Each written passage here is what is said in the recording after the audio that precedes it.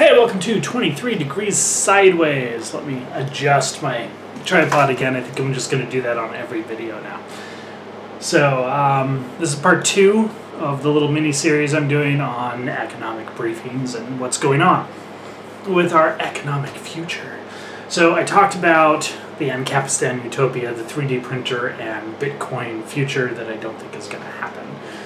We're going to talk about consumerism in this video, and these videos are not in any particular order. They're not actually in the order that I originally was going to present them.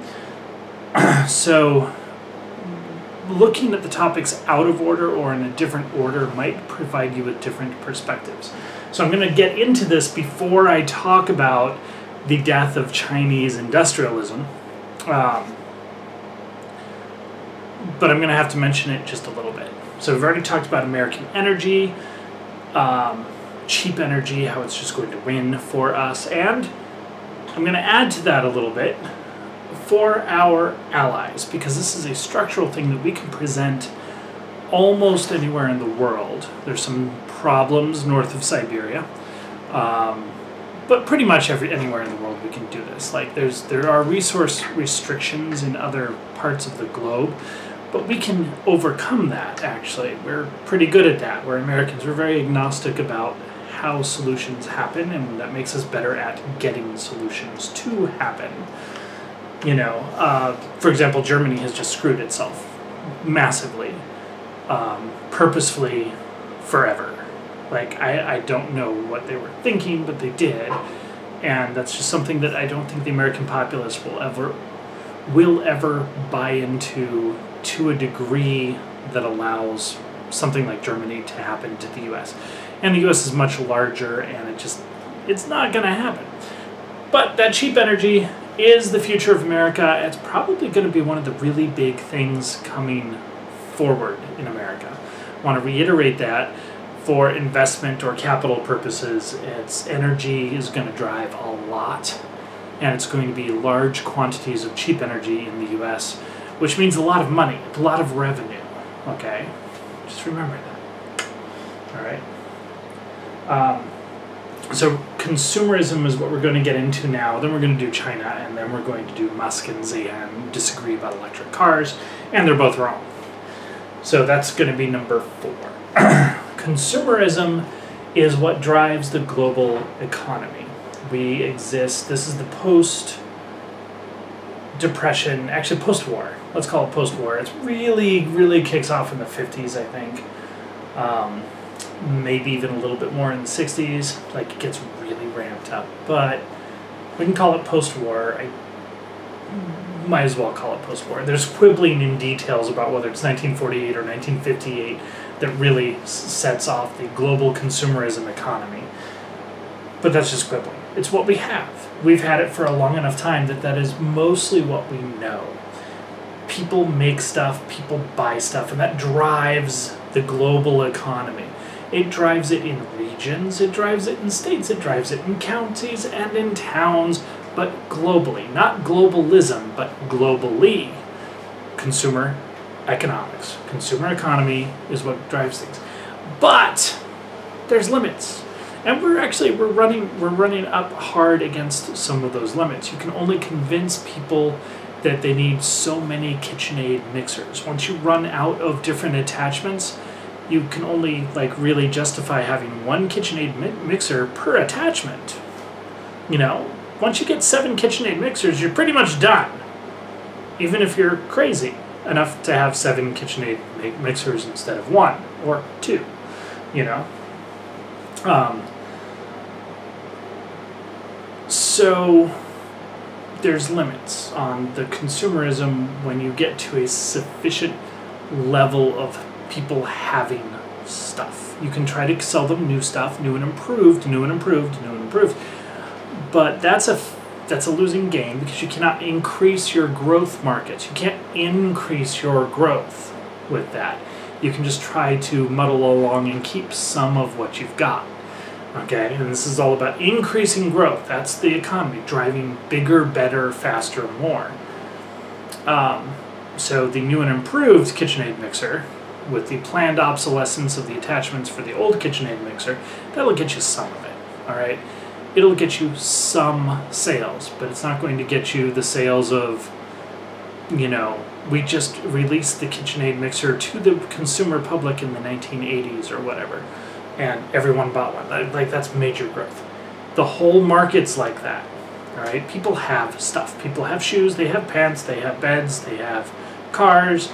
They usually have 3 or 4 cars at this point. It's saturated. You're still going to find growth opportunities. You're still going to be able to sell stuff to people. There's still going to be consumerism, but you can't make these huge, massive growths easily anymore. You know, you have to come up with something that's really new and really changes things and is really marketable. So what you get is consumer activity to drive the economy through services, subscriptions, loyalty programs, stuff like that. One of the downsides of that is the rental economy. Everything is rented and nothing is owned. That is dissatisfactory to most people. Not like, sorry, I should say unsatisfactory, but it's a source of dissatisfaction. It's dissatisfactory to a lot of consumers. People don't like it. It's not where you're going to make the next $1 billion off of a startup. Okay? That's not where it is. Where it is, though, might be subscriptions. Like you own something and then you subscribe to improvements. Some sort of program where you get concierge service for tech support or something. Services. Subscription services. Service as a consumer activity is actually a really big one. I don't think we're done with the growth or the reinvention of markets of personal service as a thing. So think about that. And loyalty programs. That's been on the mind of some of my friends lately, is like how loyalty programs are not offering very much right now. Fix that. Fix your loyalty programs. One, they're usually too intrusive at this point. They're used to market to you, not to serve you. They're not doing anything for the consumer. Again, they are dissatisfactory. I see this all the time. Every time you go to any store, you have to join a loyalty or rewards program. And it's very invasive, and it's very intrusive, and it's really sucky, and you don't get anything out of it except a bunch of ads for stuff you don't want or already bought. Best Buy is really good at, you buy something, so they send you a bunch of ads for the same or competing products. Because you already bought it, so obviously you're shopping for it. You know, Amazon ads or Google ads. Google ad services are really bad with that one too. Really dumb. You know, then you have loyalty services like the Safeway, Albertsons, Vons, that consumer group, that grocery group. They have a system where they have your rewards program, and then they have a special digital just for you program where you have to put the app on your phone so they can track you and get access to your information and see how you walk around the store and all that stuff. They're robbing you of information. They're not paying you for it, and then they make it impossible to use, and the coupons don't work most of the time. They'll send you an email saying these are the coupons. The coupons aren't on the app. You go to the management. You spend a half an hour back and forth, and the management doesn't want to deal with it because if it's not on your phone, then you don't have a digital coupon, you don't get the deal, it's not handled by the store. That's bad loyalty programs. Very bad. You get a lot of frustration and invasion of privacy, and don't pretend that the invasion of privacy is meaningless, because people do care about it. You get a lot of downsides for very little upside. So loyalty programs like that are probably not going to be the driving force of increasing consumer economic activity. So if you can reinvent the loyalty program so that it's actually serving the customer, you might have a winner, okay? Same with service and subscription programs, okay?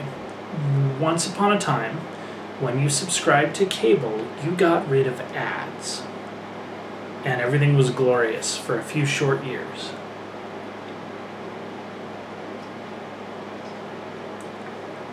And then the cable companies figured they had you under their thumb.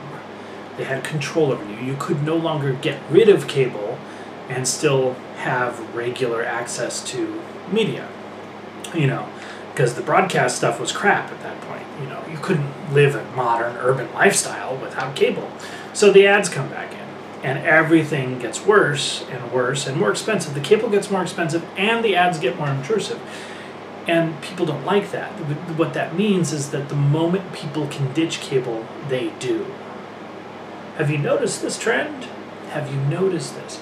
People get locked into these systems that they get abused in, and then the moment they can get free of them, they go. You want consumer loyalty. That means that you have to provide loyalty to the consumer. A loyalty program needs to provide actual benefits. You need to be loyal to the consumer. Whoever figures this out is going to win, and win really big. But you're going to have to stop thinking in standard terms. In standard terms, when you sign up for Safeway, Bashas', Harris Teeter, whatever it is, any shopping program, Best Buy, JCPenney, Goldwater's, whatever, H&M, any of their programs, what they're doing is they're trying to get you to tie into some sort of app, some sort of tracking, data mining systems, so that they can control what they market to you and try to control your behavior. They're not providing any benefit to the loyalty. They're not providing you with a benefit. They call it loyalty or rewards, but it's not. It's an attempt to control and dominate the market and try to make you buy more stuff. And that's not what's going to drive consumer activity. People will pay for a loyalty program if you provide them with meaningful benefits. Meaningful benefits that have a fair market value. Okay, and that really matters. AppleCare is a very good example of that. AppleCare in the past has been an up and down marketing thing in terms of an extended warranty. It's basically functions as a loyalty program, or did. I don't know if it still does. When I worked for Apple, it functioned as a loyalty program. You got your AppleCare, you had 3 years, anything goes. You don't know how to edit your Word document, not Word, but you get stuck on an edit in GarageBand, call AppleCare. It's a massive, incredible value for the money that you put in as a loyalty program. You know that if you run into trouble, you can call for help. Big deal. It's a really big deal, okay? Google doesn't do that. There are companies that pay Google money for services, but Google, that's not what Google does. Google doesn't have a Google Care, and they don't care. Honestly, they don't. There's no Twitter Care. Oh man, don't. Twitter, please don't even try. You would be such a massive failure at this. No good idea. Subscriptions to increased services, paid loyalty programs, are a huge win if you can provide an actual value. I'm going to keep drilling on this because if you can provide an actual relevant value is the important part. Almost every loyalty program that I use, that I sign up for, and I'll sign up for any of them. At this point, I'm very cynical. I'm like, yeah, I'll sign up for your thing. It's going to cost me money and make it slower to check out every time I check out. Absolutely slows down your checkout process. That is a disincentive to use. And I have noticed an increasing number of people who are like, no phone number. No. They're just, they don't care about saving an extra 30 cents. They care about getting to the line. So speedy checkout would be a really nice benefit, right? You get sales that don't work. You get tracking of your data and your personal information, and that's subject to breaches. There are data breaches constantly, and people are affected. It may affect 5,000 people here, 5,000 people there, but it leads to an environment of distrust, okay? All that data tracking, that data harvesting, and the privacy issues are very real, and people do notice them, once again. So you need to watch that very carefully. You need to watch the data harvesting, watch the standard marketing procedures, and just kind of go some other direction. Make the loyalty program actually work for the consumer. Then you get your cash flow. Cash flow helps you with with all of your revenue streams and all of your profit and everything. Don't try to get all profit with no effort. That's one of the problems that we're having with a lot of companies right now, is they want to outsource everything except getting paid. Outsource everything except getting paid. You have companies, they'll outsource their tech support, they outsource the delivery, they outsource the repair system, they outsource the shipping, they outsource everything except getting paid. That's not a good model going forward. It's not. You're gonna have to do something. I think that loyalty programs, service agreements, or service sales, sales of actual services, okay, goods and services, house cleaning, whatever, window washing, all that stuff still applies, mobile mechanics for the car, services, all sorts of services, haircuts are still services, all the services are a big deal. Loyalty programs, services, and there are an increasingly interesting array of services available, like computer cleanup, okay? People coming and just helping you get your computer working the way you want it to. That's a service. And subscriptions that give you a benefit. So subscribing to Spotify so you don't have ads, good deal, you know, stuff like that, subscriptions. These are going to drive a lot of the consumer-based economics globally moving forward, and if you can figure out how to do it right and how to do it well, you win. So as an investment target or a company idea or whatever, there's your basis. You need to provide different levels of real value. Some people will be able to pay you $500 a month for a concierge level service that really gives them a benefit. Provide it. Make it worth what they're paying you. Some people will pay $10 a month. Still make it worth it. Make it worthwhile. Don't try to fool them into forgetting that they're getting billed. Make it worthwhile.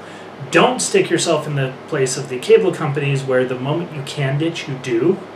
You don't want that to happen. You want it to be a better option than what's coming next. That's your goal. Stay sideways.